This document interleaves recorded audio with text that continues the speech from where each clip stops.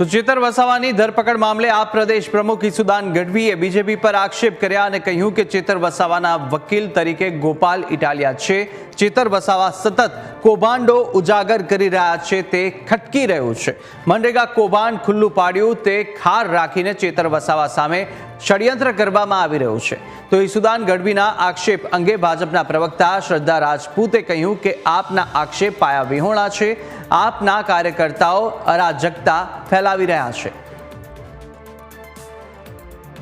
ભાજપ એટલું બોખલાઈ ગયું છે કે આમ આદમી પાર્ટીના એક નેતા કે કાર્યકર્તાઓ ઉપર ખોટા કેસો કરવાની શરૂઆત કરી છે અને એનો ભાગે ચેતરભાઈ વસાવા ઉપર માનનીય અમારા ધારાસભ્યશ્રી છે ચેતરભાઈ વસાવા સંકલનની મિટિંગમાં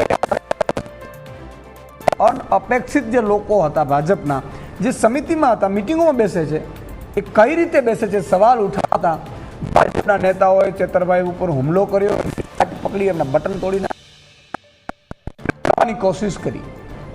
તમે વિચાર કરો કે એ મારવાની કોશિશ બાદ ચેતરભાઈએ સ્વયંભૂ અરજી લખી અને પોલીસ સ્ટેશનમાં આપે છે અને ભાજપના નેતા વિરુદ્ધ ફરિયાદ કરે છે। એ જ કહું છું ને કે પોલીસ ભાજપના ઇશારે અત્યારે કામ કરી રહી છે। તદ્દન પાયાવિહોણી વાત છે જે આમ આદમી પાર્ટી દ્વારા કરવામાં આવી છે।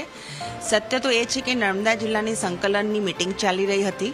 ત્યાંના તાલુકા પંચાયતના ચૂંટાયેલા પદાધિકારીઓ, નગરના પદાધિકારીઓ, અન્ય પદાધિકારીઓ પ્રાંત સાહેબ જોડે સંકલન કરી રહ્યા હતા।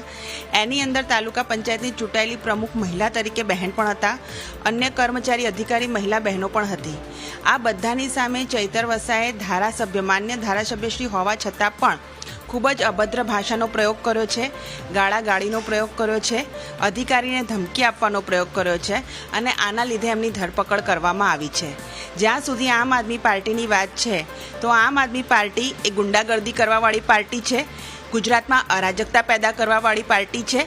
આમ આદમી પાર્ટીના અરાજક તત્વો હાલમાં જ તમે તત્કાલીન ઘટના જુઓ તો વડોદરાના મહાનગરપાલિકાના મેયરની જે નેમ પ્લેટ છે, ચૂંટાયેલા મેયર છે, ત્યાં પણ એમણે કાળો રંગ પોતી દીધો છે। અવારનવાર છાશવારે ગુંડાગર્દી કરવી, અધિકારી કર્મચારીઓ અન્ય પક્ષના લોકો સાથે ગાળાગાળી કરવી, અરાજકતા ફેલાવી, આ જ એક માત્ર ઉદ્દેશ્ય છે આમ આદમી પાર્ટીનો છે।